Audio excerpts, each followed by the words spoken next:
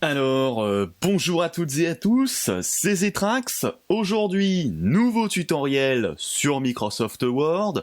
Alors effectivement, nous sommes maintenant au mois d'août, et il est vrai que le dernier tutoriel remonte au mois de janvier, donc il y a 8 mois. Mais j'ai une bonne raison à tout ce retard, c'est parce que voyez-vous, j'ai été très occupé.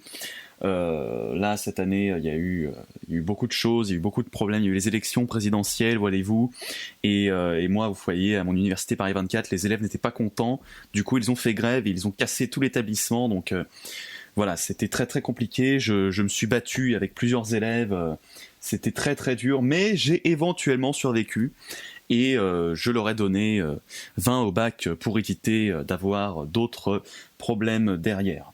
Donc voilà, donc ensuite là maintenant, comme promis il y a 8 mois, nous arrivons donc dans la dernière ligne droite des tutoriels, hein, il n'en reste que quelques-uns, et donc pour celui-ci, nous allons donc voir comment faire du texte en colonne sur Microsoft Word, le meilleur logiciel de traitement de texte de tous les temps. Et donc, eh bien, je vous propose de plonger dans cet univers à nouveau et de voir comment faire du texte en colonne. Alors, pour faire cela, c'est très très simple. Là, vous voyez, comme dit à la fin du précédent tutoriel, ici notre texte est sur une seule ligne. Vous voyez, à chaque fois, voilà, ici ça compte comme une seule ligne parce qu'on a mis une image, et si on bouge l'image, eh ben, le texte va rester sur une seule ligne. Mais nous, là, ce qu'on veut faire, c'est qu'on va scinder. Alors, par exemple, on va aller où? Voilà, ceci là, on va le scinder en 2 colonnes. Ce qui fait que du coup, vous aurez le texte du texte d'un côté, du texte de l'autre, avec une petite séparation au milieu. Et donc, vous allez me dire, mais comment faisons-nous ça? Eh bien, c'est très simple. Pour cela, vous sélectionnez tout le texte que vous souhaitez mettre en colonne, et ensuite, vous allez dans Mise en page. Et là, vous voyez, dans Mise en page, dans notre atelier de peinture, hein, vous avez un endroit qui s'appelle colonnes. Et là, vous pouvez faire ajouter ou supprimer des colonnes, fractionner votre texte en plusieurs colonnes. Et donc, on va aller là-dessus. Et on va choisir combien de colonnes on veut. Est-ce qu'on en veut une? Est-ce qu'on en veut 2, 3, gauche ou droite? Donc, gauche ou droite, c'est-à-dire, est-ce qu'on veut que la colonne de gauche soit plus grande que celle de droite?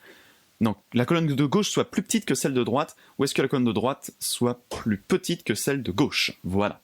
Et donc, nous, on va faire un truc simple, on va aller dans 2, et là, bam, vous voyez, ça nous scinde le texte en 2 colonnes. Alors évidemment là c'est perturbant car ce n'est pas prévu à cet effet, hein. Je pense que pour cela il faudrait plutôt qu'on aille ici et que l'on fasse cela.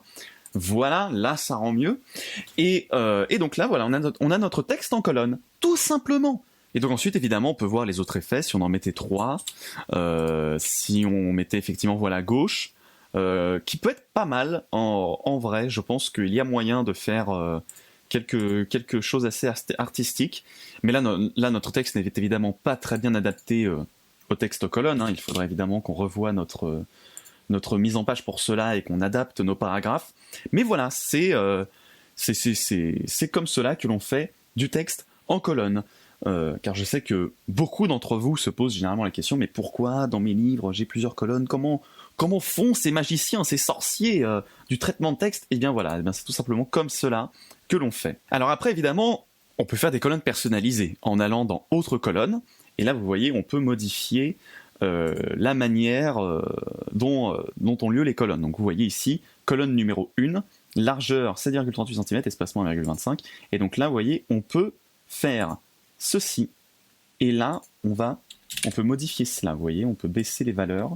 Et donc là vous voyez, on peut aussi ajouter une ligne séparatrice, hein, augmenter l'espacement, donc vous voyez 2,25, voilà, et là, hop, et là vous voyez, on a une ligne séparatrice au milieu par exemple, avec plus d'espacement.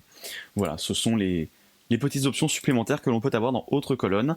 Faites attention toutefois, car cette option-là peut être assez farfelue et casser vraiment votre mise en page, hein, si vous augmentez la taille de la largeur, vous voyez là, voilà, vous pouvez arriver à des choses assez farfelues.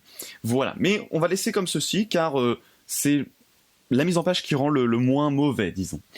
Et donc, voilà, nous arrivons déjà à la fin de ce tutoriel. Il n'y avait finalement pas grand-chose à dire sur les colonnes, puisque c'est relativement assez simple, mais il fallait trouver l'option, et effectivement, on ne la voit pas forcément du premier coup. Dans le prochain épisode, nous verrons comment insérer des caractères spéciaux, Donc vous savez, le symbole pi, ou des emojis, ou des choses comme ça, histoire de bien ruiner notre texte et de le rendre vraiment pas beau à lire. Mais voilà, je sais que certains d'entre vous souhaitent voir ceci, et notamment c'est vrai que pour les cours de maths, les cours de mathématiques, on a besoin de ces symboles-là. Donc je vous montrerai dans le prochain tutoriel comment faire tout ça.